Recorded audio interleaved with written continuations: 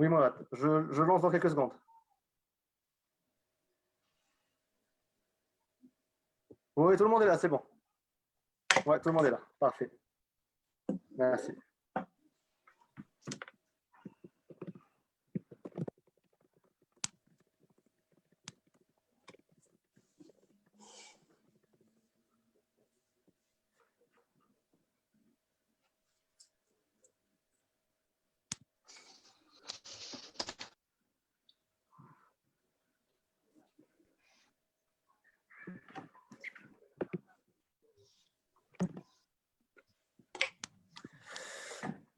Parfait. Je crois que nous sommes en live. On va pouvoir commencer. Alors, bonjour à tous et bienvenue dans cette conférence organisée par MAN France et la MGE Caravane. Tout d'abord, permettez-moi de très brièvement définir les deux organismes qui organisent cette conférence. MAN est un mouvement marocain qui s'intéresse aux sujets sociaux, économiques et politiques au Maroc. Sa section française, MAN France en l'occurrence, s'intéresse quant à elle au sujet de la diaspora marocaine en France. La MGE Caravane est l'association des Marocains en grandes écoles et universités. Elle existe depuis plus que 20 ans. Son objectif est d'accompagner les étudiants avant, pendant et après leur passage en grandes écoles, mais aussi contribuer au rayonnement du Maroc et de l'Afrique en général, notamment à travers les multiples éditions du Forum Horizon Maroc. Le sujet que nous traitons aujourd'hui est comme pas mal d'autres organismes et d'autres associations, etc., c'est l'impact de la crise liée au Covid-19 sur l'emploi en général et l'intégration professionnelle des étudiants étrangers et jeunes diplômés. Comme vous le savez, la France est l'une des premières destinations d'étudiants étrangers dans le monde qui, en plus de l'apport en termes de ressources sur le marché du travail français, quand ils décident bien sûr d'y travailler, sont de réels ambassadeurs de la France quand ils décident de continuer leur parcours professionnel ailleurs. La France, c'est 358 000 étudiants étrangers. C'est un peu plus que le nombre d'habitants d'une ville comme Nice, par exemple, pour vous montrer l'ampleur du nombre d'étudiants étrangers en France. Donc, en plus de la qualité de l'enseignement supérieur français, ces étudiants sont attirés par les opportunités professionnelles post-diplôme qui leur permettent de démarrer leur parcours professionnel sans difficulté, tout en montant en compétences dans un milieu enrichissant. Mais la crise du Covid-19 a eu des impacts majeurs sur un grand nombre d'entreprises de toute taille. Entre plans sociaux, gel de recrutement et parfois même des déclarations de faillite, cette crise du Covid risque de compromettre réellement les chances d'un grand nombre d'étudiants étrangers de pouvoir accéder au marché du travail à la prochaine rentrée. Nous allons aborder le sujet sous 3 angles, économique, administratif et juridique. Pour discuter du sujet, j'ai le plaisir d'accueillir Maître Fatou Tall, diplômé de l'Université Paris 2 Panthéon-Assas, Master 2 de droit privé général, avocate au barreau de Paris, spécialiste en droit de l'immigration et droit des affaires au sein du cabinet Tall Avocat. Madame Meriem Essamar, diplômée en management des ressources humaines de l'ISCAE et de l'IESEC École de Management, membre du bureau et responsable ressources humaines au sein de la MGE Caravane. Monsieur Patrice Anato, diplômé en droit des affaires de l'Université de Paris 1 Panthéon-Sorbonne, il est député de Seine-Saint-Denis et membre de la Commission des affaires économiques au Parlement français. Monsieur Aziz Seni, entrepreneur et coprésident de la Commission Nouvelles responsabilités entrepreneuriales au sein du MEDEF. Monsieur Jean-Jacques Joanilou, diplômé de l'ESG Paris Marketing Management, il est directeur associé du groupe Praxion. Et pour finir, monsieur Zakaria Boudi, fondateur et CEO de Trouve ta voix, une start-up technologique qui développe des IA spécialisés visant à réduire le gap informationnel entre les jeunes, les chercheurs d'emploi, les acteurs de l'éducation et les recruteurs. Donc, merci à tous d'être parmi nous aujourd'hui pour traiter ce sujet tant important pour nos étudiants. Aujourd'hui, on ne traite pas que les étudiants marocains. Ce qu'on va dire aujourd'hui autour de cette table virtuelle concerne tous les étudiants étrangers. Du coup, les 358 000 étudiants étrangers qui sont à l'instant T en France. Du coup, permettez-moi de commencer avec Zakaria Boudi. Zakaria, de par l'activité de votre société, qui s'appelle Trouve ta voix, pouvez-vous nous dresser un bilan de l'impact de la crise sur les offres d'emploi à travers les outils que vous utilisez aujourd'hui? Alors, merci pour participer. Il y a un petit écho, je sais pas si c'est normal. Oui, Alors, je vais couper mon micro. merci la MGE, merci Mahan pour l'invitation. Pour ceux qui ne connaissent pas Trouve ta voie, nous sommes une start-up technologique qui développe des intelligences artificielles et exploite la data pour révéler des tendances et des insights approfondis à temps réel sur le marché du travail, sur les emplois et les compétences.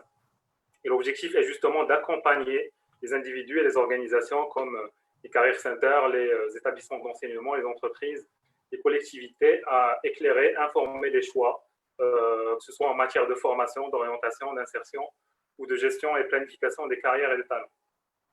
Alors concrètement, nos algorithmes collectent et analysent les dizaines de milliers d'offres d'emploi qui sont publiées chaque jour sur les job boards en France pour nous permettre de produire des vues statistiques sur la tendance sur le marché du travail, sur les emplois, sur les compétences. Alors pour que ça soit plus parlant, j'aimerais vous présenter quelques graphiques qui montrent un peu la tendance observée ces dernières semaines.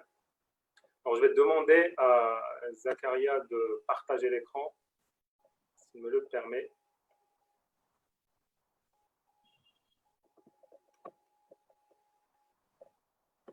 J'attends ta confirmation. Je vais voir. Tac.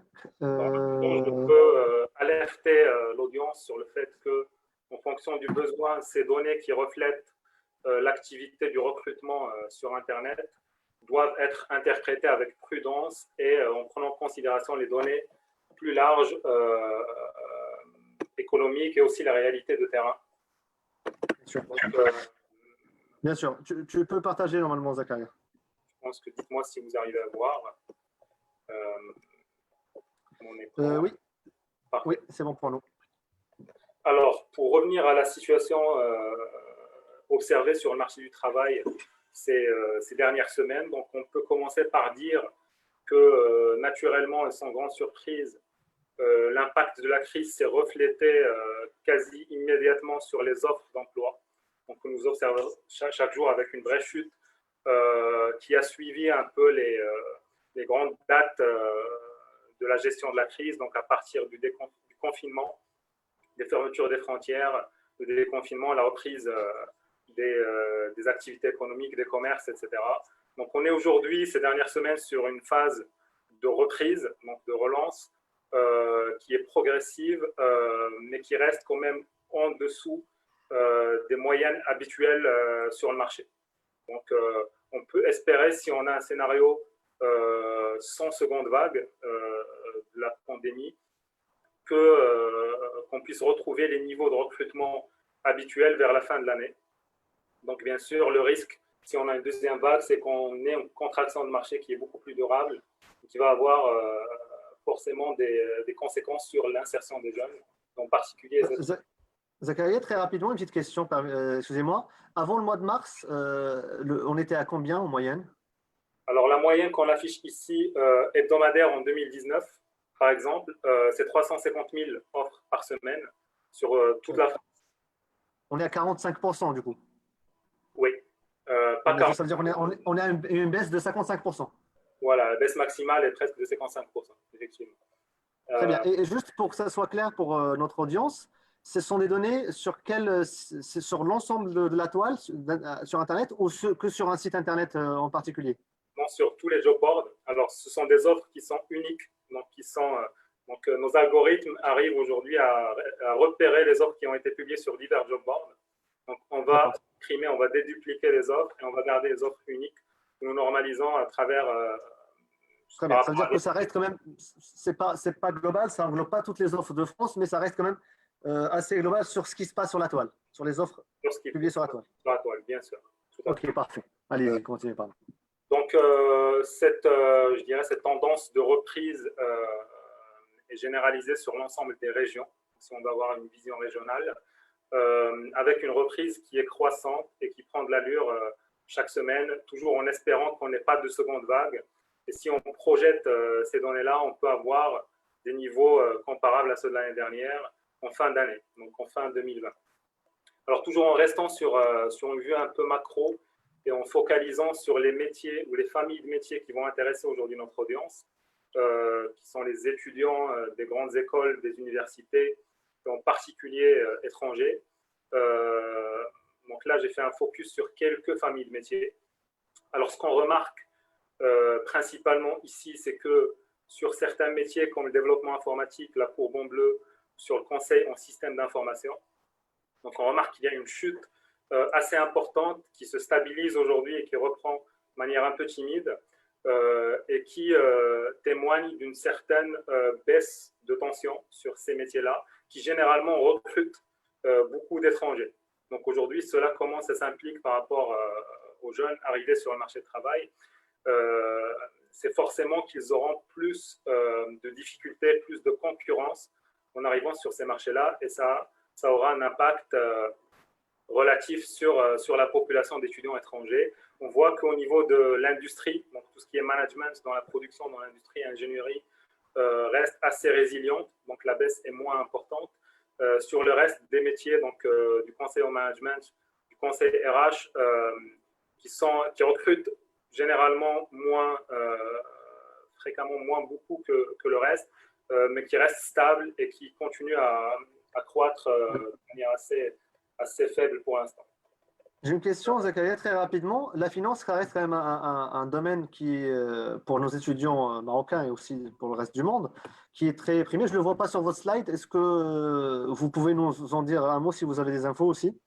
Oui, alors ce qu'on a reçu sur cette slide que vous voyez maintenant, on a vu les métiers de l'audit et du contrôle. Ah oui, ben c'est ça. On est plein dedans. Parfait. Donc, pour nous, c'est le métier qui recrute le plus dans la finance par rapport au métier un peu plus spécifique de la finance d'affaires. Donc là aussi, on voit une chute qui est importante. Après, cette chute n'est pas expliquée uniquement par la crise parce qu'on remarque de manière générale qu'il y a une baisse relative des recrutements dans l'audit financier entre avril et septembre. Mais là, on voit qu'il y a une chute quand même qui est relativement importante et que le niveau reste assez bas. Donc la reprise est très timide pour l'instant, à surveiller les mois à venir.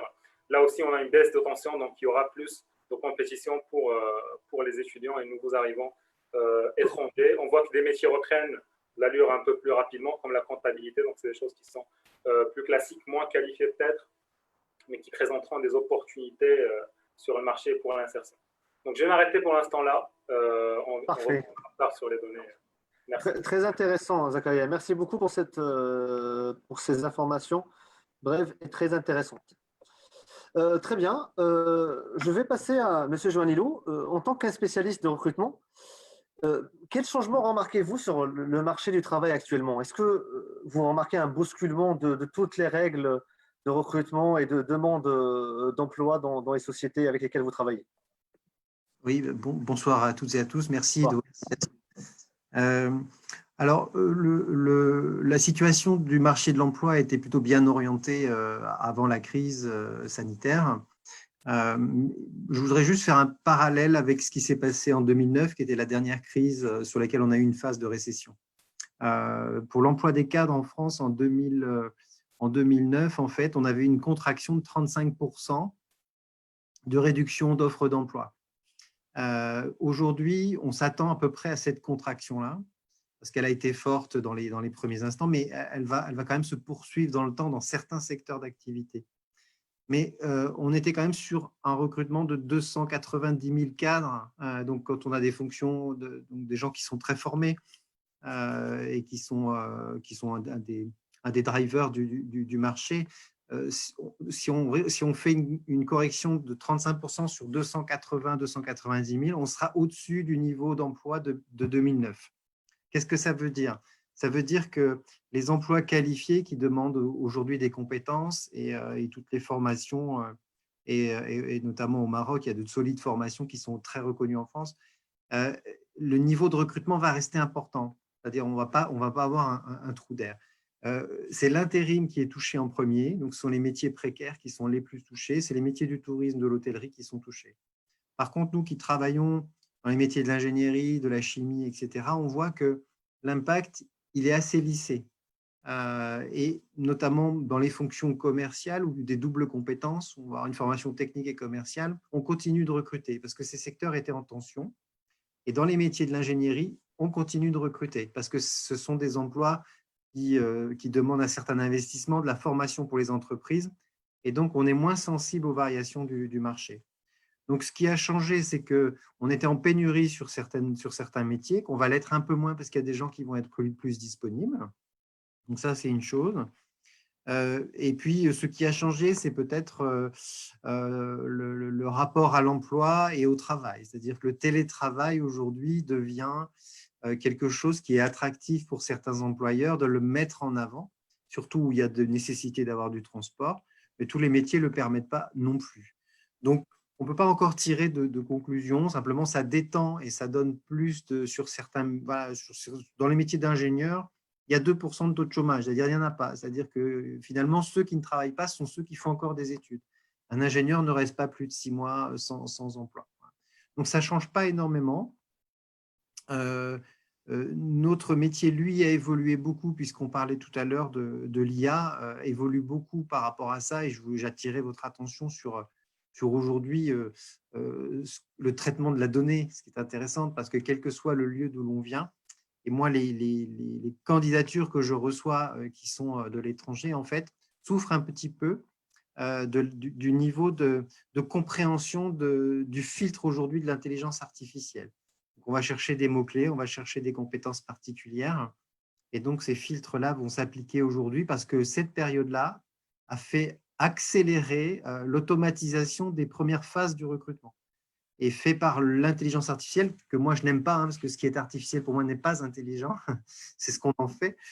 Et malgré tout, c'est aujourd'hui un filtre qui vient discerner en fait un CV et qui ne donne pas la qualité du CV et de la personnalité en elle-même. Voilà.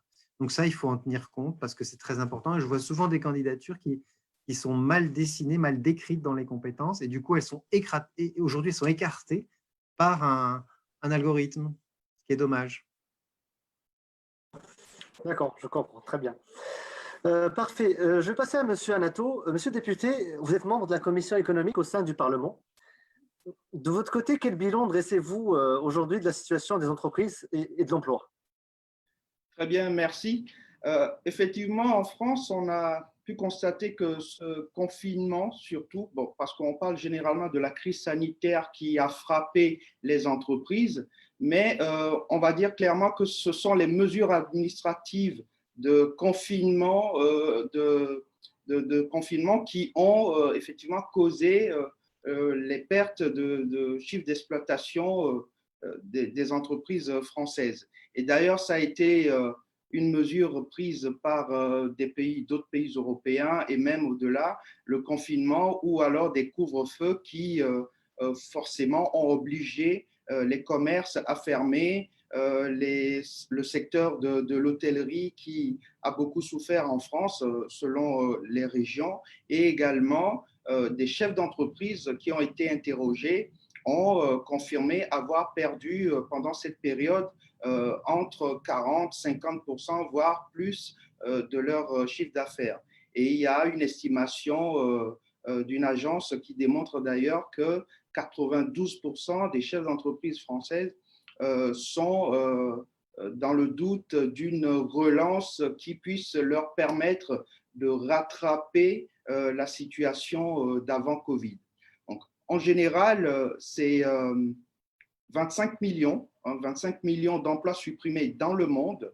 En France, on apprend tout récemment que des entreprises vont aussi commencer par licencier. Je citerai PSA, Crédit Agricole, BNP Paribas.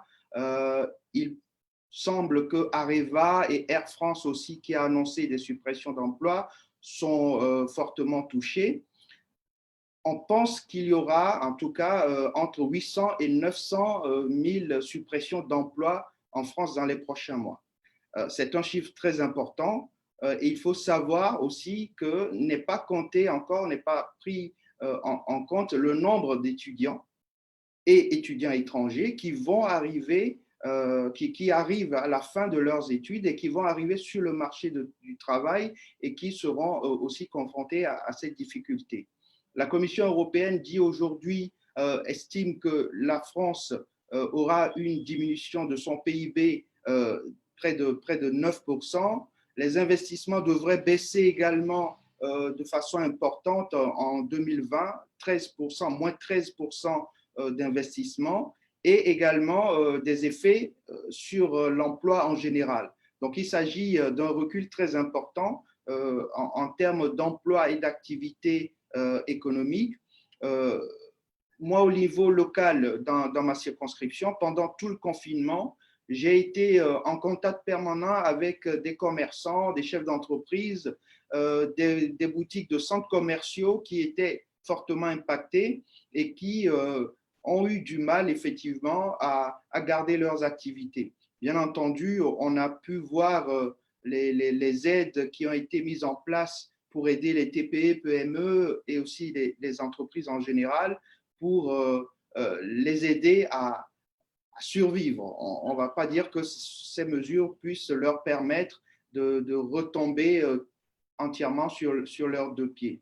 Donc, il y a une perspective, alors je ne voudrais pas être pessimiste, mais il y a une perspective assez difficile pour les entreprises françaises et quel que soit le secteur, il y a quelques secteurs qui s'en sortent. On a pu remarquer que même pendant le confinement, le secteur du numérique a continué à recruter. Et là, c'est une niche, c'est une exception, mais toujours est-il que voilà, nous, au niveau du Parlement, nous avons commencé à travailler et à proposer ces mesures de relance économique, écologique et solidaire pour venir en aide aux entreprises et aussi aux citoyens, de sorte à ce que les dégâts soient limités et que l'économie puisse repartir. On va y venir. Très bien. On va y venir, Monsieur le député. Donc, Monsieur le député, vous dressez un bilan gris, pour ne pas dire noir, du futur proche. J'en profite pour passer à Monsieur Seni pour voir concrètement sa vision sur cet impact sur les sociétés de par sa responsabilité au sein du MEDEF. Monsieur Seni, quels sont les secteurs susceptibles, selon vous, d'être les plus impactés d'un côté et ceux qui pourraient profiter, entre guillemets, de la crise pour soit booster leur chiffre d'affaires, parce qu'on a parlé au début de télétravail, c'est vrai que ça a permis à un grand nombre de sociétés de voir leurs actions augmenter dans la bourse, comme Zoom, la technologie sur laquelle nous sommes actuellement. Du coup, selon vous, quels sont les secteurs d'activité les plus impactés et de l'autre côté, quels seront les secteurs d'activité qui vont pouvoir profiter de cette crise pour se relancer? Bonsoir à toutes et à tous.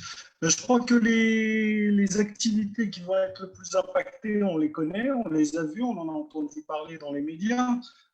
Monsieur le député citait un certain nombre de grandes entreprises, mais c'est plutôt les secteurs du transport aérien, par exemple, et de toute la sphère touristique a été quasiment en arrêt pendant 2 mois. Donc, c'est des drames humains, économiques, d'abord humains qui en découlent. On a le secteur de l'hôtellerie, on a tout ce qui tourne autour du service, les voyagistes, on a bien sûr notre industrie et en particulier automobile qui est à plat. On a vu ce qui s'est passé avec Renault, on a vu ce qui s'est passé avec Peugeot, le groupe PSA. On a Air France, on a beaucoup de fleurons qui sont très touchés. Et ce n'est que la partie visible de l'iceberg. Je vous rappelle que sur les quelques 4 millions d'entreprises françaises, 3,5 millions sont des TPE-PME. Donc, on parle beaucoup, effectivement, dans les médias des grands groupes. Et on imagine, il y a un dicton africain qui dit « quand le gros maigrit, le maigre meurt ». Donc, le petit, lui, souffre énormément actuellement. Et forcément, tout cela a un impact sur l'emploi. Mais nous restons optimistes. En chinois, le mot « crise », veut dire aussi opportunité. Et dans toute crise et dans tout mal qui peut nous toucher, il y a des bonnes choses qui peuvent arriver et il y a effectivement des opportunités. Alors, bien évidemment, le gouvernement a été très réactif et on ne peut que le saluer sur la mise en place, par exemple, des prêts garantis de l'État. C'est une bonne chose. On peut aller plus loin, je pense, puisqu'on est aussi là pour faire des propositions, c'est que ces prêts puissent être transformés en fonds propres ou en quasi-fonds propres pour les entreprises, parce que les prêts, c'est quelque chose, c'est un emprunt, c'est une dette, il va falloir la rembourser. ça alourdit le compte d'exploitation des entreprises, qu'elles soient grandes ou petites. L'idée, c'était de proposer, de transformer ces prêts en fonds propres ou en quasi-fonds propres, donc d'aider les entreprises aussi au niveau de leur trésorerie pour pouvoir recruter et rebondir de manière plus importante. Je rappelle une chose, c'est que ce que nous avons vu jusqu'à maintenant, ce n'est pas le gros de la crise. Le gros de la crise, il va se passer quand? Il va se passer à partir du mois d'août et à partir de la rentrée. Quand vous discutez avec les présidents de tribunaux de commerce, on vous dit que les PGE, les prêts garantis par l'État, le fonds de solidarité qui a été mis en place a permis à des entreprises de décaler, de survivre un temps, 6 mois, 7 mois, le report des charges. Donc, on va avoir à partir de la rentrée et jusqu'à Noël les premières entreprises et un véritable tsunami sur les tribunaux de commerce avec des dépôts de bilan et des faillites très importantes. On a vu déjà quelques grandes marques dire qu'elles déposaient le bilan, d'autres qu'elles se mettaient en sauvegarde. Donc, c'est un dispositif qui permet aussi de dire « je suis en difficulté, aidez-moi », mais le plus gros est en train d'arriver. Donc, là-dessus, il y a aussi des opportunités. Alors, il y a des opportunités dans tous les secteurs pour ceux qui ont envie, par exemple, d'entreprendre ou qui ont envie aussi d'être salariés dans des entreprises qui pourraient recruter. Je pense aux services. Quand il y a une crise, généralement, par exemple, la sphère commerciale recrute beaucoup parce que les entreprises ont besoin de commerciaux, ont besoin de gens qui puissent aller chercher des marchés, soit locaux, soit régionaux, soit internationaux, donc en fonction des profils et des secteurs. Il y a aussi des secteurs, tout à l'heure, on en a parlé, c'est le service numérique, tout ce qui est numérique.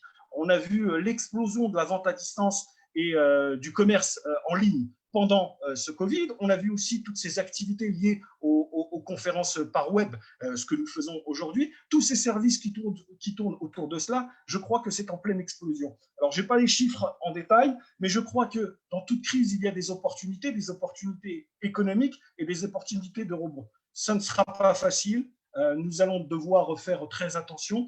Et je crois que sur le recrutement, puisque c'est le sujet du jour, je crois que les étudiants étrangers, tout comme les étudiants nationaux, vont avoir à être confrontés à cette difficulté-là des entreprises qui n'ont plus ou qui ont moins de postes à pourvoir. Cependant, je crois que sur le sujet, le gouvernement aussi était très, très réactif et a entendu les entrepreneurs, parmi lesquels le MEDEF, qui faisait la proposition de mettre en place des contrats aidés. Ça marche toujours bien, le fait d'exonérer des charges pour des nouveaux contrats, pour des nouvelles embauches, et surtout sur des tranches d'âge. Donc, en l'espèce ici, il s'agit des jeunes et des jeunes jusqu'à 35 ans. Donc, c'est une tranche d'âge très importante. Je crois que ça peut aider. Ça ne réglera pas tout le problème, puisque pour moi, il n'y a pas d'emploi sans employeur et que c'est vraiment sur les entreprises et sur l'accompagnement de l'outil de production qu'il faut mettre le paquet. Très bien.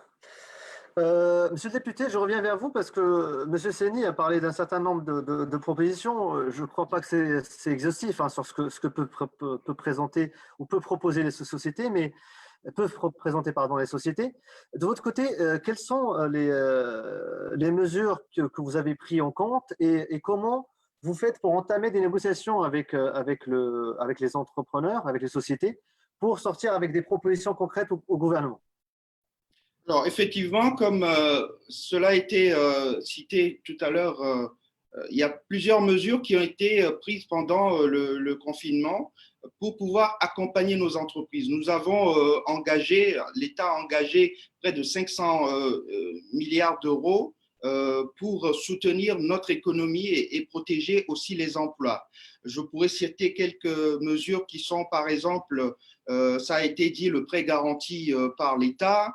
Il y a également un dispositif de chômage partiel qui a été mis en place et qui a permis à plus de 13 millions de Français de conserver leur salaire. Nous avons également mis en place ces prêts garantis par l'État à hauteur de 300 millions d'euros. Des mesures d'allègement aussi ont été mises en place, de report de charges fiscales. Et comme il a été évoqué tout à l'heure, ce sont des dettes. Et à un moment donné, bien sûr, les entreprises doivent rembourser. Ce n'est qu'un recul de ce qu'ils doivent aux créanciers, si je peux m'exprimer ainsi. Et donc, il y a toujours cette angoisse qui plane sur la tête des entrepreneurs, des sociétés, et qui demandent à ce que nous puissions leur faire des propositions qui leur garantissent la survie pérenne de leurs entreprises. Et donc, il y a eu le maintien, à cet effet, il y a eu le maintien du dispositif d'activité partielle, ou chômage partiel, comme on l'appelle, jusqu'à la fin 2020, avec l'exonération de cotisations sociales pour les TPE et les PME. Il y a également un plan de soutien à la filière automobile qui emploie énormément et qui aussi est un des secteurs industriels stratégiques de la France que le gouvernement a choisi de soutenir pour pouvoir sauver non seulement cette industrie qui est une industrie majeure et stratégique en France et en Europe, mais aussi de pouvoir sauver les emplois attenants. Il y a des augmentations, par exemple, du bonus écologique à 5 000 €, la prime de conversion pour l'achat de véhicules. Mais voilà, on réplique généralement, dans cette crise, les gens se demandent comment ils vont survivre. Est-ce qu'ils vont aller acheter des voitures? Alors, effectivement, la question peut se poser, mais en même temps, si nous voulons donner un coup de chance, un coup de boost à nos entreprises, à nos industries, il faut ces mesures incitatives pour pouvoir relancer l'économie. Donc, il y a un vaste plan de soutien qui a été lancé pour les entreprises. Actuellement, dans les mesures qui sont prises, notamment au niveau de l'Assemblée nationale, toutes les mesures d'urgence qui ont précédé maintenant le travail que nous faisons sur la relance, avec le nouveau gouvernement qui vient d'être nommé et le Premier ministre Jean Castex, le cap a été mis vraiment sur la relance de l'économie. Et donc, il y a des commissions qui sont actuellement en travail sur des propositions qui puissent permettre de tenir aussi en compte l'aspect environnemental et écologique de cette relance, puisque c'est une question qui aujourd'hui est au cœur de tous les sujets. L'écologie n'est plus un sujet secondaire, mais il fait partie de la relance. Alors, on a pu remarquer que, je l'ai évoqué tout à l'heure, que le numérique a été un secteur qui a continué à recruter même pendant le confinement. Aujourd'hui, on se rend compte que cette crise a démontré l'utilité ou alors je dirais même la présence incontournable du digital, donc du développement du numérique sur tous les territoires de France pour pouvoir créer aussi de l'emploi, pour redynamiser les entreprises et aussi dans le secteur de l'écologie, de la transition écologique, de la transition énergétique. On a besoin là aussi de personnes qualifiées qui vont pouvoir travailler dans ces secteurs. Aujourd'hui, pendant les questions au gouvernement, ça a été la première séance publique de questions au gouvernement du gouvernement Jean Castex. La question a été posée effectivement sur le travail qui va être fait sur cette relance. Effectivement, il y a besoin de renforcer la formation, les qualifications et non seulement la formation et les qualifications, permettre à des secteurs qui se sont révélés pendant ce Covid, comme le numérique, comme les secteurs de la transition énergétique, de pouvoir se développer et donc permettre à ce que les emplois soient maintenus et que d'autres aussi soient créés. Donc, on est chevillé, en tout cas, l'effort est constant. Actuellement, nos camarades, mes collègues sont encore en commission justement pour continuer à travailler sur ces mesures de relance. D'accord, très bien. Maintenant qu'on a parlé à peu près autour de la table du sujet au global, du point de vue économique, essayons un peu de creuser dans le détail et du fond de notre sujet d'aujourd'hui. Je vais poser la question à Myriam. Myriam, en tant que membre du bureau de la MJE Caravane, avez-vous senti quelconque détresse exprimée aujourd'hui par les étudiants quant à leur intégration professionnelle? Alors bonsoir, merci Zakaria pour votre question. Donc moi je vais me permettre de rappeler que les étudiants étrangers qui ont été confinés en France, donc ils ont constitué plusieurs milliers. Et avant de nous pencher sur la question de leur détresse par rapport à leur insertion professionnelle, il faut d'abord évoquer leur santé morale, parce qu'ils ont vécu le choc d'être et la surprise de la fermeture des frontières entre la France et leur pays. Donc, il y a eu un certain malheur de se retrouver isolés loin de leurs proches dans de telles circonstances d'un côté. Et puis moi, je pense sincèrement que donc, les étudiants font partie des personnes qui ont le plus souffert de ce confinement. Donc, tout simplement parce que il y a eu à la fois une solitude qui a été ressentie parce ils étaient là dans leur studio seuls, qui pouvait favoriser des affects dépressifs, on va dire. Et d'autre part, donc il y a la précarité financière, car grand nombre d'entre eux, ils vivaient de revenus de leur travail dans des restaurants, etc., qui ont fermé au soir du 16 mars. Et puis, il y a aussi les revenus de stage et de premiers contrats de travail qui, malheureusement, ont été suspendus toujours pendant cette période de confinement. D'accord, très bien. Du coup, oui, au-delà de la détresse, en fait, avant qu'ils pensent, si j'ai bien compris, à l'intégration professionnelle dans les prochains mois, à la rentrée, ils sont déjà inquiétés par comment s'est passé le confinement et d'un point de vue santé mentale, c'est ça. Voilà, santé mentale et aussi donc beaucoup d'inquiétudes, de questionnements par rapport à l'évolution de leur situation financière, de leur insertion professionnelle, etc. D'accord.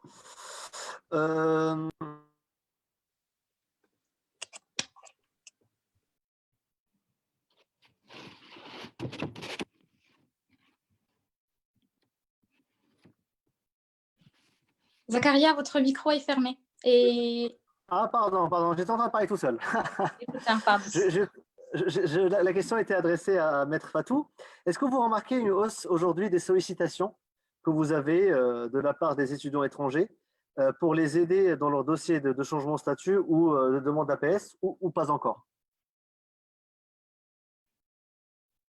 Votre micro est coupé à votre tour.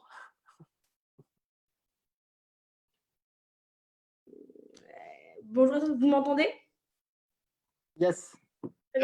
Donc, pour répondre à cette question, moi, je me veux un petit peu rassurante de mon côté, voilà, pour les étudiants qui nous écoutent, parce que certes, la situation est délicate et les intervenants qui ont pris la parole brillamment précédemment, voilà, dressent un tableau qui est relativement objectif, mais qui montre aussi, voilà, les opportunités et puis qui disent qui est l'état de la situation aujourd'hui économique. Moi, d'un point de vue juridique, j'ai un mot, voilà, s'il y a une chose à garder à l'esprit, c'est l'anticipation, en fait, pour les étudiants, parce qu'il y a des possibilités juridiques, voilà, une fois que le titre de séjour sera arrivé à expiration, de voir selon que l'étudiant, l'ancien étudiant a une offre d'emploi ou non, de s'orienter vers un titre de séjour, voilà, qui sera une carte recherche d'emploi, création d'entreprise, ou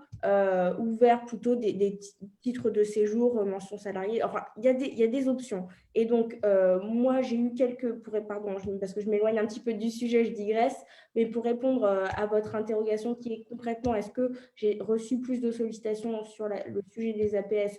Oui, alors après, ça n'a pas été un raz-de-marée parce que je pense que tout le monde a compris que pour la période du 15 mars au 15 juin 2020, tous les titres de séjour qui venaient à expiration ont été prolongés donc une première fois pour 3 mois et aujourd'hui pour une durée de 6 mois. Bon, se posera la question de savoir quid des titres de séjour qui ont expiré postérieurement au 15 juin, j'y reviendrai, mais en tout cas aujourd'hui, des sollicitations, mais pas de raz-de-marée à ce stade. D'accord, très bien.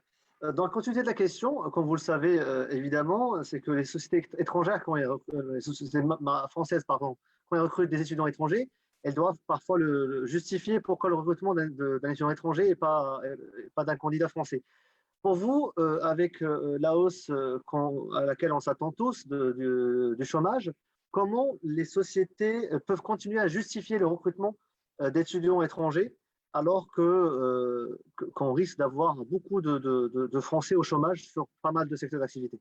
Bah, écoutez, là-dessus, je ne vais pas empiéter sur les propos des interlocuteurs qui ont une vision un peu plus précise et affinée sur les besoins voilà, de leur entreprise. Mais moi, ce que je comprends et ce que je vois, c'est qu'en fait, notamment dans le domaine du numérique, on a un certain profil d'étudiants et de jeunes qui s'insèrent sur le marché de l'emploi qui est assez demandé, ce qui fait que il n'y a pas forcément de chevauchement et de crainte à avoir à ce niveau-là. Mais je pense que je veux bien le soutien des autres intervenants sur ce que j'avance parce que, encore une fois, moi, je vois ça du côté juridique de l'autre bout de la lorgnette, mais c'est Bien vous sûr. qui êtes les principaux concernés. Moi, je facilite et j'accompagne, mais je veux bien votre retour Bien sûr. là-dessus. Je comprends, mais j'allais rebondir sur la question pour la poser à M. Seni également, sur comment il pense que les sociétés pourraient justifier, parce que cette question est revenue pas mal en fait de la part des étudiants qui ont vu l'annonce de la conférence, et ils veulent être rassurés là-dessus. Ils nous disent, est-ce que les sociétés vont pouvoir continuer à justifier notre recrutement et pas celui de candidats français qui sont au chômage? Donc, M. Seni, je ne sais pas si vous avez une réponse sur le sujet ou pas. Moi, je vais une réponse qui va être très simple et sans langue de bois. Les entreprises cherchent d'abord la facilité, elles cherchent les compétences qui vont leur rapporter, qui vont permettre une valeur ajoutée, tant économique que sociale. Donc, face à des recrutements dans le cadre de candidature, face à 2 CV équivalents, effectivement, non, je ne parle pas d'une forme de discrimination là, je dis simplement que c'est la facilité, on est dans l'urgence, on est dans une crise et on ira à celui qui coûtera le moins cher et qui prendra le moins de temps en termes de procédure administrative. Alors, il y a 2 types d'étudiants. Il y a ceux qui ont un titre de séjour qui leur permet de travailler, un titre de séjour suffisamment très court ou bien très long. Donc, pour ceux qui ont évidemment la carte de séjour de 10 ans, ce sera toujours beaucoup plus facile que ceux qui ont un titre de séjour qu'il va falloir renouveler, ou même ceux qui n'en ont pas et pour lesquels il va falloir faire les procédures. Néanmoins, si l'entreprise a réellement besoin de cette compétence parce que le candidat a une compétence très pointue, très recherchée, très rare, l'entreprise fera effectivement l'effort. Mais ce que je veux vraiment redire, c'est que sur les étudiants étrangers qui ont une carte de séjour longue durée face à des candidats même nationaux, je suis persuadé et convaincu qu'il n'y aura pas réellement de regard. Ce statut-là ne portera pas à une différence. Je crois vraiment qu'en période de crise plus que jamais, et je veux le croire, les entrepreneurs recherchent d'abord des compétences pour redresser la barre et développer leur entreprise et donc l'emploi. Donc je ne pense pas que les discriminations liées au statut des individus vont se développer. Mais je crois vraiment que ceux qui sont dans une situation où il faut faire un effort de procédure administrative, de procédure aussi, parce que ça coûte un petit peu de temps et un petit peu d'argent. Donc là, je me tournerai vers le législateur pour dire effectivement comment faire pour que ces étudiants qui sont là puissent obtenir très rapidement un titre de séjour beaucoup plus long qui puisse rassurer aussi les entrepreneurs et les recruteurs. D'accord. En tout cas, ce qu'il faut retenir, selon ma vision, je vais me permettre de faire l'intervenant, mais en quelques secondes, c'est que sur cette question, il y a 2 volets. Il y a le volet de l'entreprise qui doit être convaincue que c'est le bon candidat, et il y a le volet législatif où cette entreprise doit convaincre direct, par exemple, que ce candidat pourquoi ce candidat n'est pas un Français. Malheureusement, c'est le cas. Après, l'argument qu'on peut avoir pour un jeune étudiant, c'est qu'il coûtera, comme c'est un junior qui est jeune diplômé dans un temps de crise, il coûtera beaucoup moins cher qu'un confirmé qui est au chômage. Et ça c'est un fait. Mais du coup, d'un point de vue législatif, ça sera, je ne sais pas ce qu'on pense Maître Fatou, Maître Tal, mais on en parlera en tout cas ensuite. Je reviens à vous, Maître Tal. Selon vous, quelles sont les conditions d'une intégration professionnelle d'un étudiant étranger aujourd'hui, selon vous, d'un point de vue législatif? Écoutez, d'un point de vue réglementaire, l'essentiel, c'est encore une fois d'avoir toujours anticipé la situation et d'avoir à chaque étape, c'est-à-dire au moment des études, d'avoir toujours un titre de séjour qui est en cours de validité, toujours s'assurer, être bien vigilant voilà, de la date d'expiration de son titre de séjour et dans les 2 mois, et moi ce que je conseille à mes clients, dans les 4 mois précédant l'expiration du titre, toujours voilà, s'inquiéter de la situation et relancer l'administration de manière à jamais être dans une situation un petit peu compliquée où on est entre 2 titres de séjour et où il y a, vous voyez, où il y a un gap. Voilà. Donc, c'est vraiment ce que le conseil primordial voilà, que je peux apporter et ce qu'il faut que les étudiants gardent en tête. Puis je sais que voilà, aujourd'hui, il y a beaucoup de préoccupations, notamment voilà, sur l'emploi. On sait que sur les titres de séjour, la situation a été temporisée par le législateur, et ça, c'est une excellente chose. Alors, sauf pour les titres qui expirent du coup postérieurement au 15 juin, j'y reviendrai. Voilà, on a un trou dans la raquette. Mais encore une fois, anticipation voilà, de la date d'expiration de son titre. Et puis, voilà, si on a une promesse d'embauche, etc., s'orienter vers un conseil de manière à, en partenariat avec l'entreprise, permettre de maximiser, je dirais, la présentation du dossier vis-à-vis de la préfecture. En sachant qu'encore une fois, je me veux rassurante, même si voilà, je sais que c'est une situation compliquée. En la matière, les étudiants sont quand même une catégorie voilà, d'étrangers qui a quand même de bons résultats, pas de bons résultats, mais vis-à-vis desquels l'administration, les préfectures sont assez favorables. Voilà. Ce n'est pas les dossiers dans lesquels j'ai le plus de rejets, de refus de titre de séjour. Voilà. Ce qu'il faut, encore une fois, c'est bien anticiper la situation. Si on est un petit peu fragile, si on a des doutes, prendre conseil, prendre attache auprès d'un professionnel de manière à éviter toute problématique par la suite.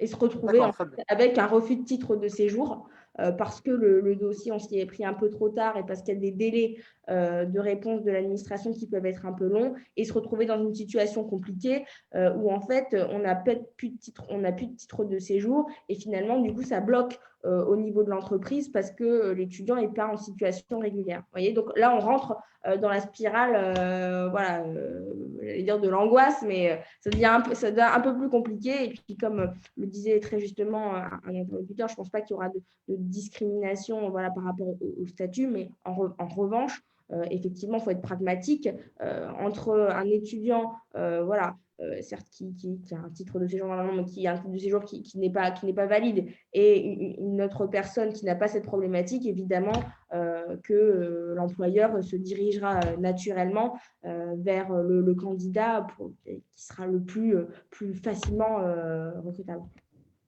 D'accord. Et du coup, j'en profite parce qu'il y a un grand nombre d'étudiants qui nous posent la question.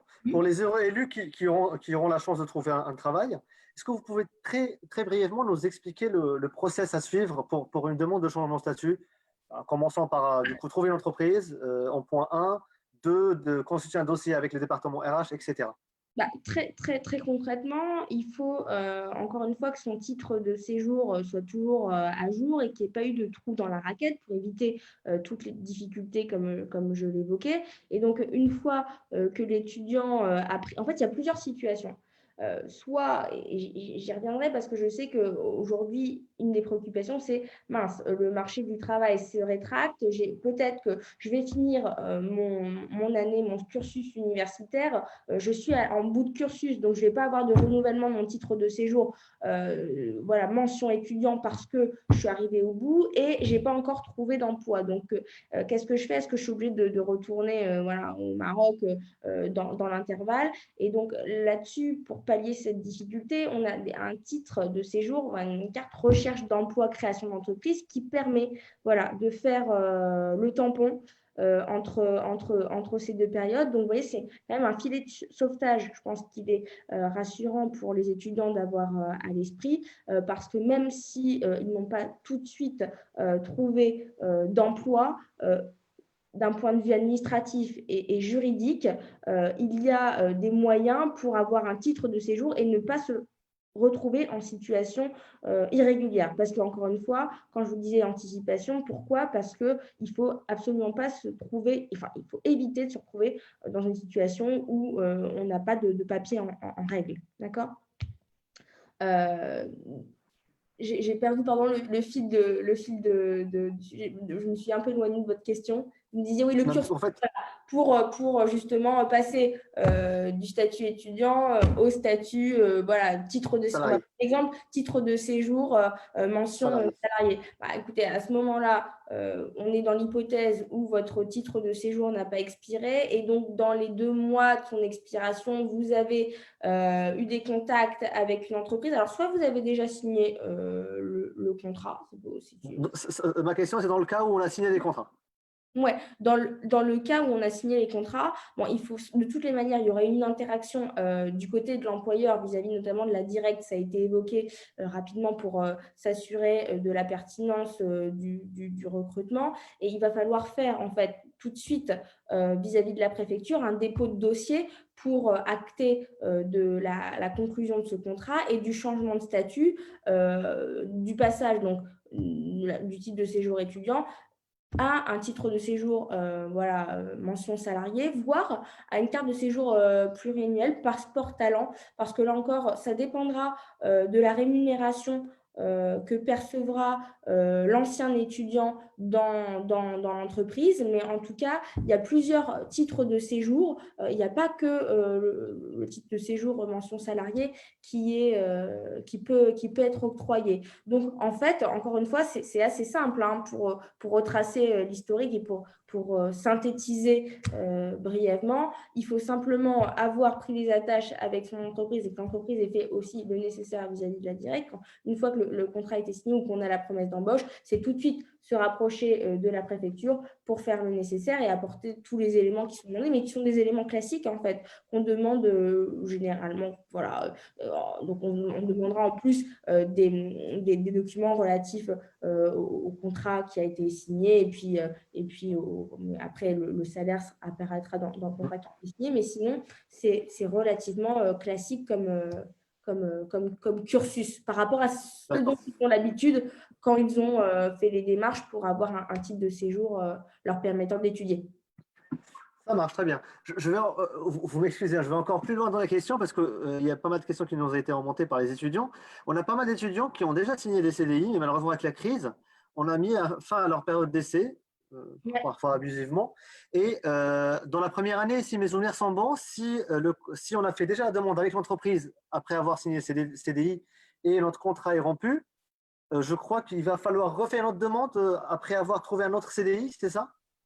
Alors, tout dépend du moment où on se trouve, c'est-à-dire vis-à-vis de l'administration.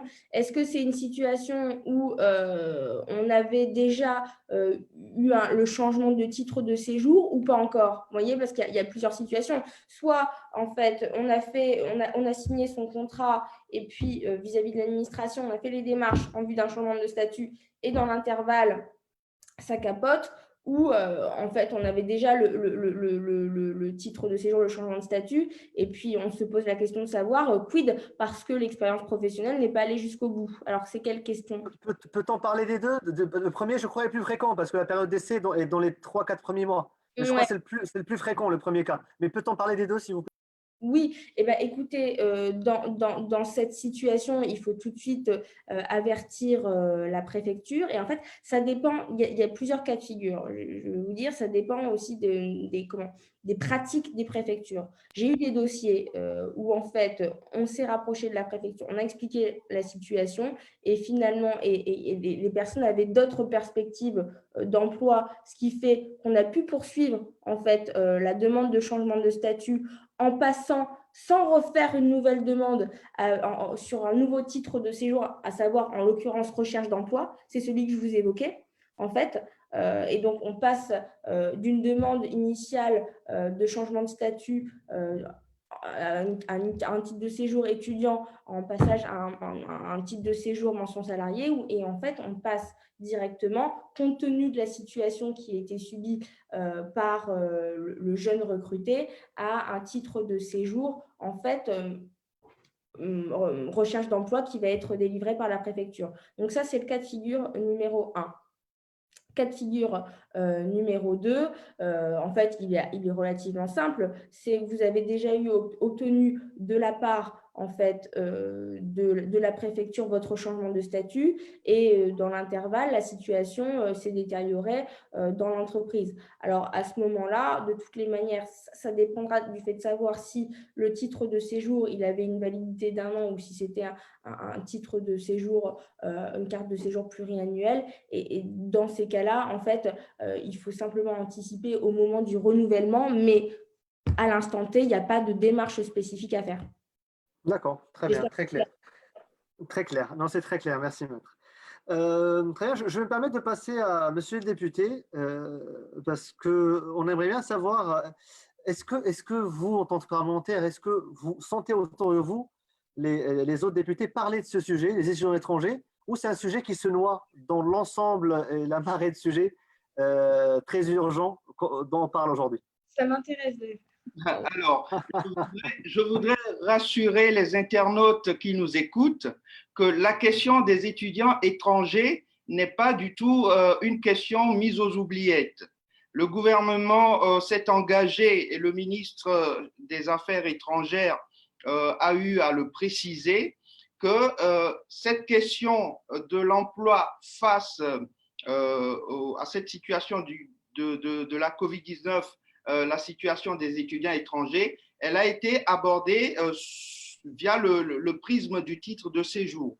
Et Maître Fatou a eu à le préciser, des situations se sont présentées pendant le Covid où il y a eu des titres de séjour qui arrivaient à expiration alors que les administrations préfectorales étaient fermées. Il y a eu ces décisions de prolonger de façon tacite les titres de séjour de 3 à 6 mois pour permettre justement aux étudiants de ne pas être en situation de difficulté, en situation irrégulière. Et donc, aujourd'hui, le ministre n'a pas encore, puisqu'on vient d'avoir ce remaniement, les dispositifs ne sont pas encore précisés, en tout cas dans les détails, mais il a été ferme et clair là-dessus que ce sujet sera abordé avec vraiment une attention spécifique sur la situation des étudiants étrangers pour que dans le projet de loi d'urgence pour faire face à la crise économique, nous tenions compte de cette situation pour faciliter le séjour des étudiants étrangers et bien sûr la continuité éducative de ces étudiants.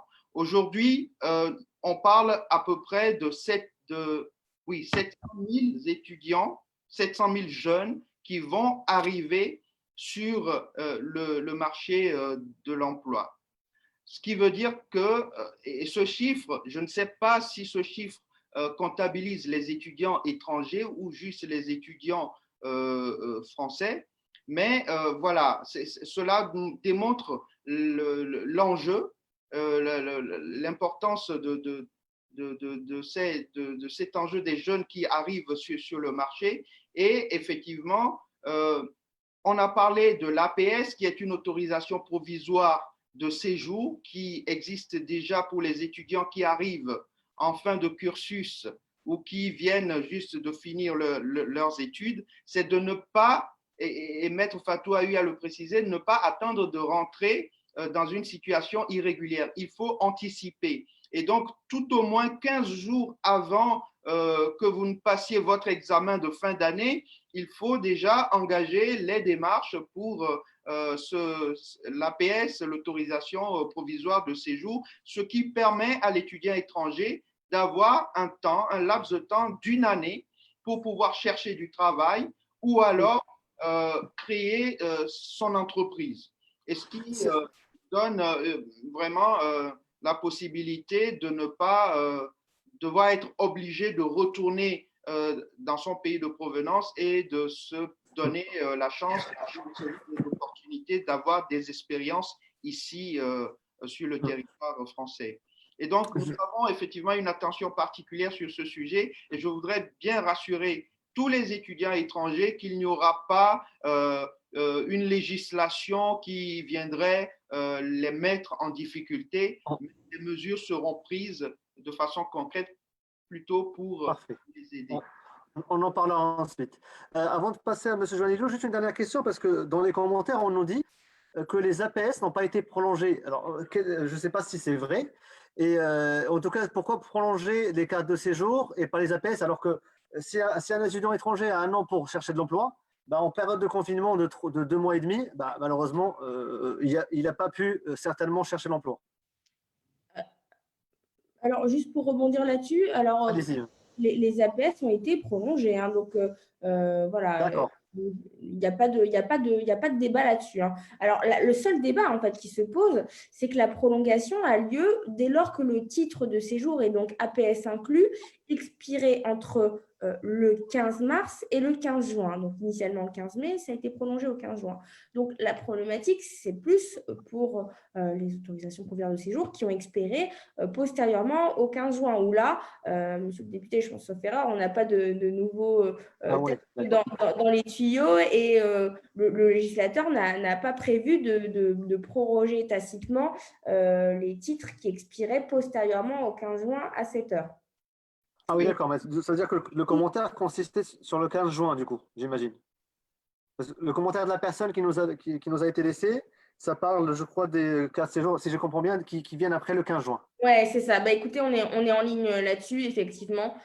Pour le moment, on n'a pas de couverture législative sur ce cas de figure, c'est-à-dire que effectivement, on a une personne qui sera pas en situation, sera pas en situation régulière si les démarches n'avaient pas été faites en amont. Après, je rebondis sur ce que disait Monsieur le député, à savoir que je pense, alors c'est pas ultra rassurant, mais qu'il y a quand même une bienveillance de l'administration vis-à-vis de la situation des étudiants. Voilà, on sait que la situation est particulièrement compliquée, et vraiment, je pense que ce qu'il faut faire, c'est encore une fois ne pas se mettre la tête dans le sable, et parce que c'est des situations qui sont anxiogènes, et il faut vraiment prendre les choses à bras le corps et se rapprocher de l'administration pour évoquer la difficulté. Moi-même, vous voyez, en tant qu'avocat, j'interviens évidemment en contentieux quand on a déjà en bout de course, quand on a l'obligation de quitter le territoire, mais aussi en amont, heureusement, parfois, enfin souvent quand même, j'exagère, quand il y a ces besoins de changement de statut, ces besoins d'accompagnement pour obtenir le titre de séjour. Et là, en fait, voilà, il faut se faire accompagner dès qu'il y a le moindre doute et qu'il y a une difficulté, s'entraîner, parce qu'on peut prendre, nous, en tant qu'avocat, directement attache aussi avec l'administration pour faire part de la difficulté, et le personnel administratif, surtout quand on s'y prend à l'avance et qu'on a l'occasion de dialoguer, est relativement bienveillant. Alors après, oui, ça dépend des préfectures, ça dépend de nos interlocuteurs, mais voilà, nous, en tant qu'avocat, on a la possibilité aussi d'avoir un rapport un peu privilégié et de pouvoir dialoguer avec les services quand on a des dossiers qui sont un petit peu épineux et qu'on peut traiter en amont. Voilà, en amont, qu'il y ait une décision défavorable, ou qu'il y ait eu un contrôle, parce que voilà, il faut être aussi clair, la conséquence de l'irrégularité de l'étudiant, c'est qu'en cas de contrôle, et aujourd'hui ils sont quand même assez fréquents, bon, il y a eu pendant la période où on ne pouvait pas se déplacer, etc., pas mal de contrôles des forces de l'ordre, eh bien on se retrouve dans une situation où on peut très rapidement, suite à une vérification d'identité et à un constat par les autorités de l'irrégularité du séjour, se voir notifier une obligation de quitter le territoire. Et donc là, bon, on est dans des process et dans des situations qui sont bien plus traumatisantes, pardonnez-moi l'expression, parce que ça donne lieu à des placements en centre de rétention, de manière à permettre l'éloignement. Mais encore une fois, mon propos n'est pas de vous faire peur, et je pense pas du tout que vous faites partie des personnes qui risquent de se trouver dans ce type de situation. Encore une fois, c'est pour aller jusqu'au bout du raisonnement, qu'on comprenne bien les implications et qu'on comprenne bien tout l'intérêt d'anticiper, encore une fois, les choses d'un point de vue administratif. Permettez-moi juste, Zakaria, juste à titre informatif, donc voilà, d'indiquer que par rapport aux APS, etc., donc les APS justement qui expiraient entre mars et juin, donc justement en on peut être prolongé. Maintenant, juste pour porter la voix de certains de mes collègues donc, qui font partie de l'association et qui sont des étudiants et jeunes diplômés. Donc, pour eux, la difficulté, et je me permets aussi de le dire devant monsieur le député pour que ce soit connu comme information, qui reste quand même assez importante pour eux. Donc, c'est que il y en a des personnes donc, qui vont voir leur APS, qui s'appelle aujourd'hui RECE, prendre fin, par exemple, en août ou en septembre et qui n'ont malheureusement pas pu profiter des derniers mois pour trouver un emploi. Donc, c'est là vraiment où réside la difficulté de la chose. Et justement, on va attendre de voir s'il y aura des nouvelles par rapport à ces personnes-là qui malheureusement peut-être auront moins de chances que toute autre personne sur le territoire de trouver un emploi. Merci. Exactement. Exactement. Monsieur le député, encore une fois, parce que c'est un sujet très important et sur lequel on a beaucoup de commentaires, logiquement, selon mon humble avis, un report d'APS carte séjour doit être glissant. C'est que tout le monde, c'est pas que les personnes qui ont une carte séjour qui se finit ou un APS qui se finit, une APS qui se finit le 15 juin, qui ont été pénalisées par le confinement. Ça doit être glissant, c'est-à-dire toute personne qui a un titre de séjour ou une APS en cours de validité doit se voir prolongée de 3 mois. Quelle est selon vous la raison qui a justifié la prolongation que des personnes dont la fin de validité est entre le 15 mars et le 15 juin? Tout simplement parce que c'était la période de confinement. Cette période a été une période où les demandeurs d'emploi ne pouvaient pas se rendre à des rendez-vous, à des entretiens. On ne pouvait pas se rendre à Pôle emploi. Vous pourrez peut-être me répondre qu'on pourrait faire des recherches d'emploi en ligne, mais toujours est-il que c'était la période de confinement, donc même les entreprises étaient en stand-by. Et donc, ça a été la raison principale pour justement prolonger le titre de séjour à ce que cette période ne soit pas pénalisante pour ces étudiants. Ce que j'aimerais ajouter, c'est au niveau des APS. Effectivement, comme vous l'avez évoqué, pendant ces 3 mois, ceux qui avaient des statuts APS n'ont pas pu en profiter pour faire leur démarche de recherche d'emploi ou faire leur démarche de création d'entreprise. C'est aussi cette même période qui a été la plus compliquée. Et je pense, moi, maintenant, vous me le dites, c'est remonté, c'est un sujet qui est déjà sur la table et qui va être regardé de près. Je crois surtout que ce qu'il faut éviter, c'est que les étudiants qui sont dans ces situations assez délicates ne se renferment pas sur eux-mêmes, mais qu'ils aillent vers les administrations et présentent leur situation parce qu'il y a une certaine bienveillance qui est actuellement sur la situation des étudiants étrangers et il ne faudrait pas passer à côté. D'accord, très bien. Merci, monsieur le député. Monsieur Joanilou, oui. Pardon? Non, pardon, juste si c'était pour rebondir sur ce que disait monsieur le député, je pense que… Très rapidement, s'il vous plaît, merci. Oui, la raison pour laquelle c'est cette période entre 15 mars et 15 juin qui a été visée, c'est simplement aussi parce que les administrations, on ne pouvait pas se rendre à la préfecture. Et puis la préfecture tournait en service réduit, en fait, voilà, au niveau du personnel. Alors qu'aujourd'hui, voilà, on peut se présenter à la préfecture. Et encore une fois, comme disait monsieur le député, ils regardent les situations avec bienveillance. Donc, il faut y aller accompagné ou seul, mais il faut aller exposer sa situation. Ça veut dire c'est ça la réelle raison, c'est la deuxième, c'est-à-dire que les préfectures n'étaient pas ouvertes. Parce qu'un étudiant qui a un an d'APS pour chercher de l'emploi, il a perdu 3 mois réellement pour chercher son emploi et passer l'entretien. Même si l'APS termine au mois de septembre, mais entre mars et juin, il n'a pas pu profiter de la durée. C'est ça. Du coup, pour moi, la réelle raison serait que les préfectures n'étaient pas accessibles pour demander la prolongation. Bon, du coup, c'est un sujet qui pourra prendre beaucoup de temps, mais en tout cas, monsieur le député, je crois que les étudiants comptent sur vous pour être leur voix, pour peut-être demander à ce qu'ils puissent profiter d'une prolongation et qu'ils puissent profiter de la réelle durée qu'ils avaient au début pour chercher de l'emploi. Donc, Excusez-moi, Zakaria, Oui, donc étudiants oui, et aussi, pardon, aussi jeunes diplômés qui ont justement perdu leur travail, qui étaient sous période d'essai et qui ont perdu leur travail à cause de la crise liée à la crise sanitaire. bien sûr. Si le député peut remonter ces informations, les étudiants et nous, on sera reconnaissants.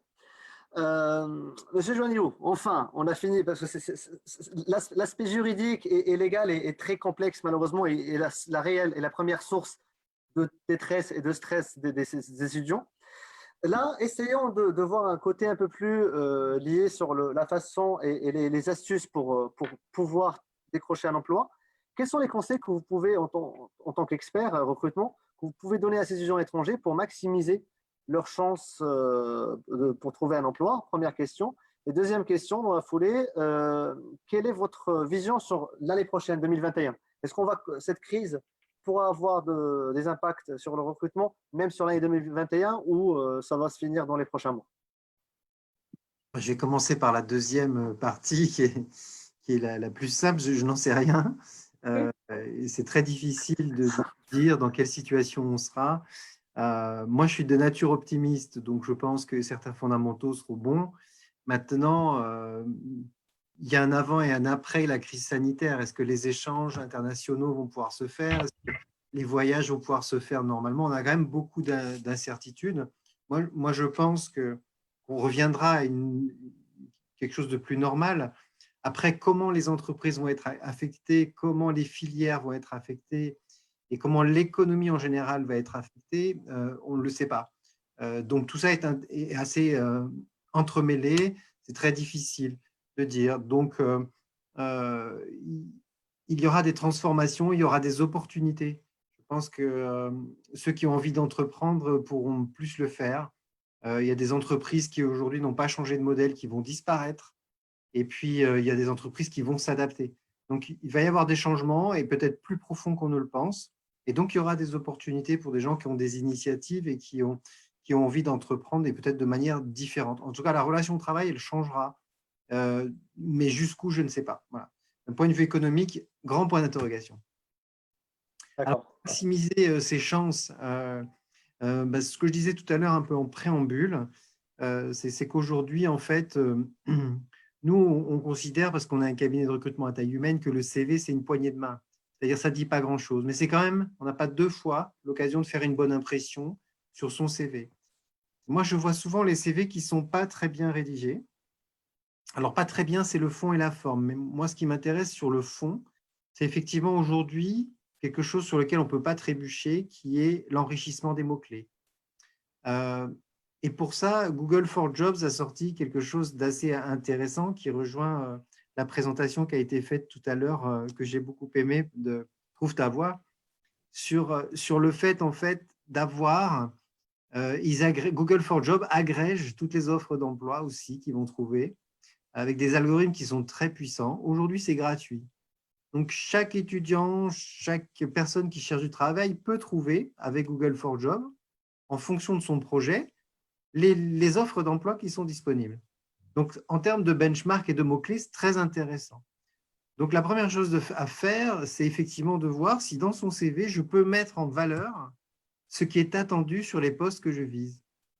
Et donc, effectivement, ça permet de se mettre à la place de la personne qui rédige la demande, l'offre, et de voir immédiatement et de passer l'étape de voir comment mon projet, mon CV est compatible avec ce qui est demandé. Et donc aujourd'hui, on peut, à la rigueur, ce serait une faute de trébucher là-dessus puisque l'information, elle est là. Et Google fait le travail. Encore une fois, on peut le regretter, on peut ne pas le regretter, mais il faut savoir que LinkedIn, c'est Microsoft et Google ne pouvait pas rester neutre sur le marché de l'emploi. Donc, il a fait aujourd'hui quelque chose qui est accessible et qui va aspirer les offres d'emploi. Alors, avec eux, ils ne regardent pas la viabilité, la durée de l'offre d'emploi, ils vont extraire l'information. Donc, vous pouvez comparer entre ce qui est attendu et ce que vous cherchez, quelles sont les missions principales l'on vous demande et quelles sont déjà les réalisations à travers les stages que vous avez effectués. Donc ça, c'est très important. Et puis après, dans la forme, il faut que le CV il soit… aujourd'hui, c'est lu et ça doit être lu de manière simple, donc il faut faciliter la simplicité. Donc, c'est blanc sur fond noir. on choisit une police de caractère qui est assez suffisamment lisible. Si on a besoin de 2 pages, on fait 2 pages, ce n'est pas un problème. Et puis, on décrit son projet et on décrit les territoires dans lesquels on s'adresse. Par exemple, moi, je reçois beaucoup de gens qui ont fait de la chimie du Maroc et qui ont des spécialités dans la chimie. Mais dans la chimie, c'est très vaste. C'est très, très vaste. Alors, on peut très bien adresser son projet à l'industrie en général, la chimie en particulier. Et puis, en troisième, définir un territoire, c'est de dire j'ai une affinité ou j'ai une spécialité qui me rapproche de ça. Donc, ce qui fait que déjà, ces premiers mots-clés, ingénieur, chimie, par exemple, pétrole, tout de suite, le CV, il est éligible. La compétence de la personne, on la comprend tout de suite. Donc, ça, c'est assez important. Donc, aujourd'hui, la formation, elle existe, elle est disponible. Il faut travailler sur la qualité de la forme et du fond de son projet. D'accord. Très bien, très intéressant. Alors, l'autre volet de l'augmentation des chances de trouver un emploi, je vais voir avec Zakaria Boudi plutôt la partie numérique.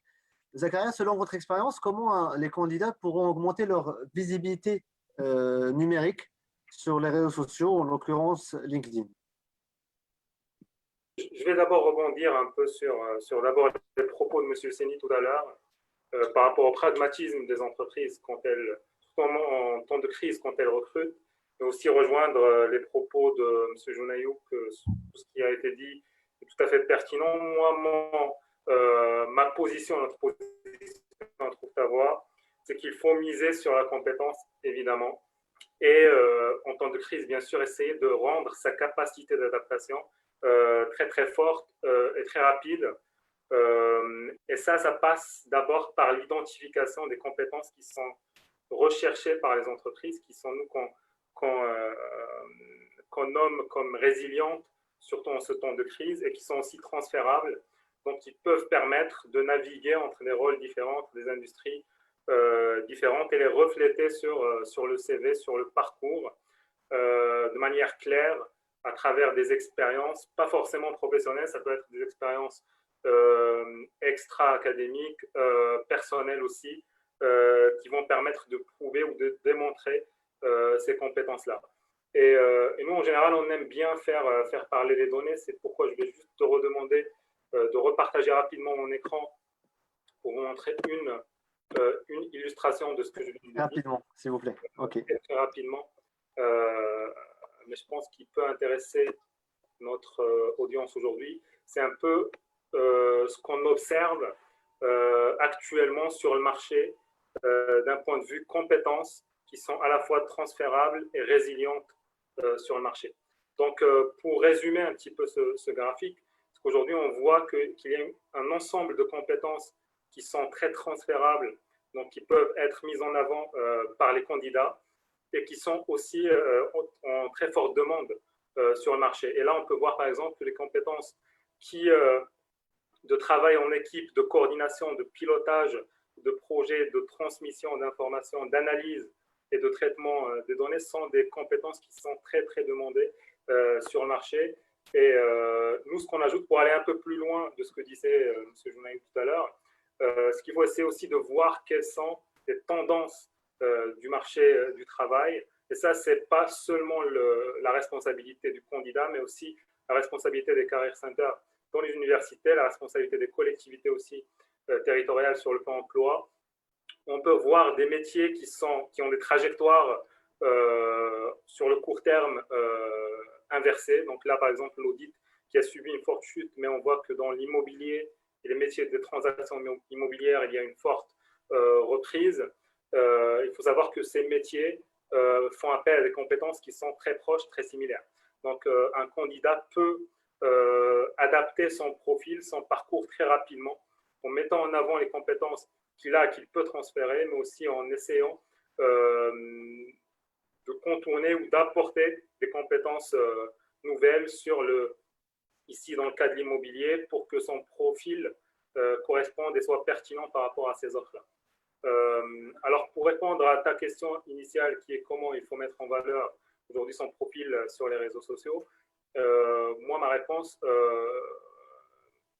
c'est ce que je viens de dire maintenant. Il faut essayer de miser sur les compétences, de démontrer sur son parcours des expériences qui permettent de refléter un ensemble de compétences, idéalement qu'elles soient recherchées par les entreprises.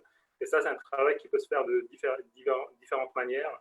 D'abord, en regardant ce qui est demandé dans les offres d'emploi. Et là, Google for Jobs est très bien parce qu'il agrège l'ensemble des offres. Donc, maintenant, il faut toujours aller lire offre par offre. Mais il y a aujourd'hui, la technologie permet de suivre ces compétences-là en temps réel et de produire des vues statistiques qui permettent justement de voir quelles sont les compétences qui restent résilientes en temps de crise, d'étudier la transférabilité de ces compétences. Et là, ça permet de naviguer plus facilement entre les rôles. D'accord, très bien. Très bien, merci Zakaria. Du coup, c'est vrai que le temps presse et le sujet est très intéressant et passionnant. Du coup, je vais passer à la dernière partie de notre conférence. J'adresse ma question à Monsieur le député. Selon vous, Monsieur le député, est-ce que vous pensez qu'il y aura des risques d'adaptation juridique sur les prochains mois pour protéger ce qu'on appellerait la préférence nationale? Moi, je pose cette question parce que moi, je fais partie de la génération qui a un peu, entre guillemets, souffert de ce qu'on appelait à l'époque la circulaire Guéant en 2011, qui a précédé les élections présidentielles de 2012. Et un certain nombre de mes camarades de classe sont vus refuser leur changement de statut et ont été contraints de revenir dans leur pays d'origine. Du coup, est-ce que la conjoncture politique actuelle pourrait avoir un risque là-dessus? Alors, sur ce sujet, je pense sincèrement que cette situation de crise, qui n'est pas que française, elle est une situation mondiale. Tous les pays ont été touchés par cette crise, autant les pays riches, les pays développés que les pays émergents. Et il est apparu clairement qu'aujourd'hui, pour faire face à cette crise économique qui touche le monde entier, on ne peut pas jouer seul. On ne peut pas se renfermer sur soi. On ne peut pas jouer le protectionnisme ou alors le nationalisme, parce que toutes les économies aujourd'hui, parce que nous sommes dans la globalisation, dans la mondialisation, toutes les économies sont interactives et se touchent. Du coup, je serais amené à dire que les entreprises aujourd'hui vont chercher à recruter selon les besoins en matière de compétences, de qualifications, selon les besoins des entreprises. Des recrutements se feront et la préférence nationale, qui n'a jamais été un concept français, ne sera pas la condition des recrutements.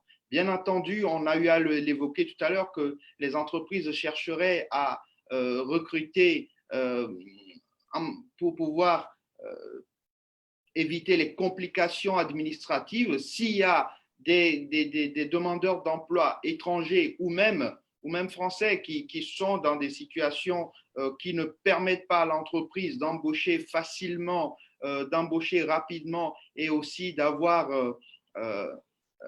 un salarié efficace, opérationnel immédiatement, le recrutement ne se fera pas, qu'il soit français ou étranger. Donc, je suis convaincu qu'il n'y aura pas, et ce serait même, excusez-moi le terme, ce serait indécent de mettre en place une règle, une législation qui contraigne les demandeurs d'emploi étrangers à devoir quitter le pays, parce que n'oublions pas que l'économie française, elle est enrichie à la fois par des travailleurs français, des travailleurs étrangers, des travailleurs de l'Union européenne. Donc, je crois fermement qu'une telle adaptation, si on peut l'appeler ainsi, juridique ou législative, ne peut advenir en l'état de la situation et bien sûr des valeurs qui sont celles de la France. Très bien, bon, c'est plutôt rassurant.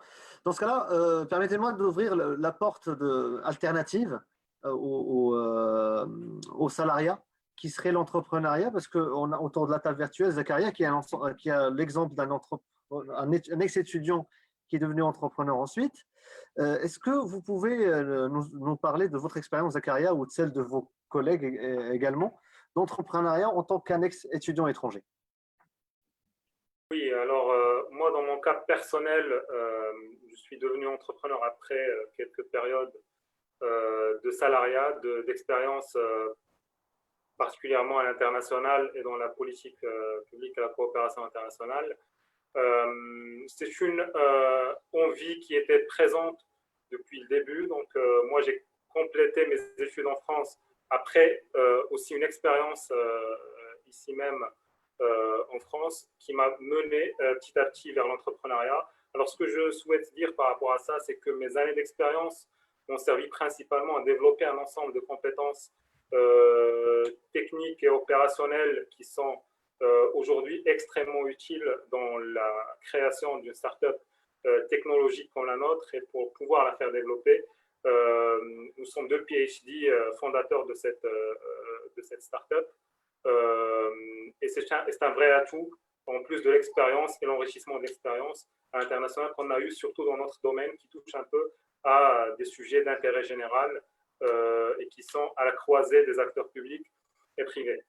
Alors, pour essayer de tirer et tenter de tirer quelques conclusions par rapport à ça, moi, je conseillerais l'entrepreneuriat à tous les étudiants qui en ont vraiment envie et qui sont en pleine conscience des implications que ça va avoir sur leur vie privée, sur leur engagement, sur les obstacles qu'ils vont confronter pendant l'aventure entrepreneuriale.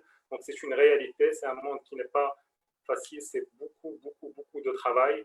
Et toujours, premier conseil, c'est vraiment le premier filet de sécurité, que ce soit en entrepreneuriat ou en salariat, c'est le développement des compétences qui sont très utiles et qui sont très concrètes.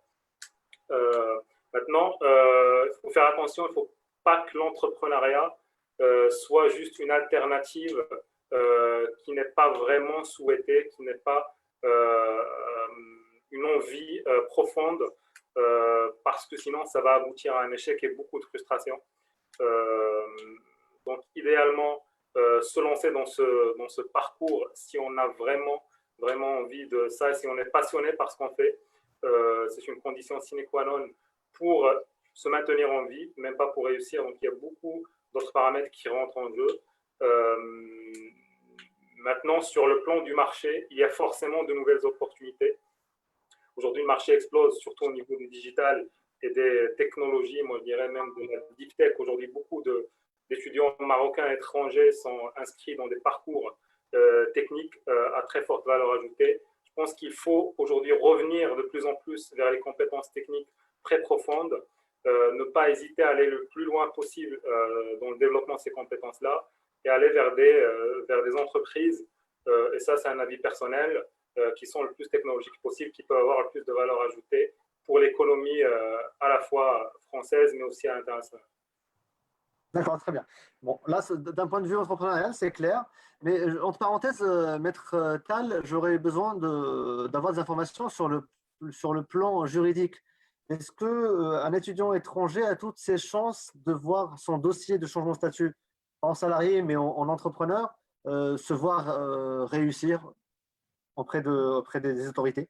Alors là, très concrètement, ça dépend du dossier qui va être présenté. Je ne peux pas faire une généralité, donc c'est vraiment une appréciation au cas par cas. Alors, la difficulté, parce que le titre de séjour créateur d'entreprise, création d'entreprise, voilà, c'est une alternative à la demande d'un titre de séjour mention salarié ou d'un passeport talent, etc. Ça peut être une bonne alternative, mais l'administration va demander des garanties. Vous voyez, elle va vérifier la réalité du projet. Donc, ça ne peut pas être un pis-aller ou en tout cas une tentative de se raccrocher aux branches parce que ça ne fonctionne pas au niveau sur le volet salariat. Donc, encore une fois, je reboucle sur ce que je disais en termes d'anticipation et de cohérence, c'est-à-dire que oui, la création d'entreprise, c'est une bonne alternative, mais comme c'était dit par l'intervenant de Trouver sa voie, il faut que ça s'ancre, ça s'inscrive dans un projet mûri, réfléchi, et à ce moment-là, c'est comme pour le changement de statut, voilà, pour l'obtention D'accord. de séjour salarié. C'est la même chose. Il faut juste que derrière, sur le fond des dossiers, on soit cohérent et pertinent. Mais sinon, Bien sûr, ok. si le projet est bon, il n'y a pas de raison que ça ne fonctionne pas. C'est logique. Très bien. Monsieur Jean-Nilo, je reviens vers vous parce qu'on a pas mal de personnes qui nous disent souhaiter changer de domaine, faire une reconversion parce que, au vu de la crise, ils voient que le domaine qui a été choisi pour les études, ce n'est pas le bon ou celui qui leur donnera plus de chance. Est-ce que vous pensez que c'est une bonne idée en ce moment d'arriver à un Master 2 ou à une licence et de décider de changer de domaine maintenant? Est-ce que c'est une stratégie qui pourrait fonctionner? C'est toujours possible. Il faut chercher aussi la cohérence de son projet professionnel. Alors, on peut se tromper, on peut avoir choisi une voie et s'apercevoir que finalement, on est fait pour autre chose. Le tout, c'est pas le faire par opportunisme, mais c'est plutôt le faire par réflexion pour pouvoir ensuite l'expliquer, parce qu'il faudra à un moment donné pouvoir l'expliquer. Et donc, expliquer, c'est toujours amener la preuve. Donc, pourquoi j'ai changé et comment je change et quelles sont les convictions. Donc, oui, on peut le faire, c'est toujours possible. Alors, ça va rallonger la durée des études. Donc, on peut se demander après, voilà, est-ce que c'était le fait de ne pas vouloir travailler qui a fait qu'on continue, on empile des études. Donc, voilà. Mais bien sûr, c'est tout à fait possible. Il y a des gens qui ont commencé dans une voie et qui font autre chose. Et je dirais qu'aujourd'hui, on est dans un monde du travail qui est plus ouvert et on s'enrichit aussi des formations et des parcours que l'on a. Donc, voilà, pourquoi pas. Mais après, il ne faut pas non plus tomber dans l'excès. D'accord, très bien. Myriam, pour vous, AMGE Caravane, je crois que vous êtes pas mal sollicité. Je le rappelle, vous êtes une des associations des étudiants marocains les plus connues et les plus actives en France, même ailleurs, je crois. Aujourd'hui, vous avez beaucoup de remontées des étudiants marocains ou étrangers qui ont des difficultés à trouver de l'emploi aujourd'hui? Alors oui, effectivement, donc les étudiants et jeunes diplômés, ils ont aujourd'hui pas mal de difficultés. Donc tout simplement parce que on va ajouter à la lourdeur administrative encore d'autres contraintes, et ce qui va compliquer un petit peu plus les choses. Après, qu'est-ce que je pourrais dire par rapport à ça? C'est que, voilà, en tant qu'étranger, il faut se le dire clairement, il y a pas mal de choses qui vont compliquer un petit peu l'intégration professionnelle aujourd'hui. Après, ça reste une chose qui est complètement faisable. Je pense que tout le monde autour de cette... enfin, tout le monde ici présent peut le confirmer. Donc, sincèrement, alors moi, je sais que même par rapport à la reconversion professionnelle, etc., donc ils se posent déjà pas mal de questions, parce qu'ils ne savent pas justement est-ce que c'est possible, est-ce qu'une fois qu'on a déjà, par exemple, entamé la vie professionnelle et qu'on a eu, par exemple, une rupture de contrat, est-ce qu'on peut faire un pas en arrière? Aujourd'hui, ce n'est pas possible, mais on ne sait pas si par la suite, il y aura des choses justement qui seront faites, est-ce qu'il y aura beaucoup plus de flexibilité par rapport à pas mal de cas, pas mal de situations qui peuvent se présenter aujourd'hui. Mais voilà, aujourd'hui, sincèrement, voilà, on le sait, c'est beaucoup plus compliqué, mais ça reste possible. Bien. Ok, on a dépassé un peu de 4 minutes de notre temps, mais c'était très, très, très enrichissant et très passionnant comme discussion. Si ça tenait qu'à moi, j'aurais pu en discuter avec vous autour de cette table pendant des heures et des heures. Mais bon, hélas, le temps nous a rattrapés. Bon, en tout cas, merci beaucoup à vous tous pour votre participation. On reviendra certainement pour vous pour d'autres conférences sur ce sujet ou sur d'autres. Merci beaucoup au nom de tout le monde et je vous dis à très bientôt. Bonne soirée. Merci. Merci. À bientôt. Bye bye. Au revoir.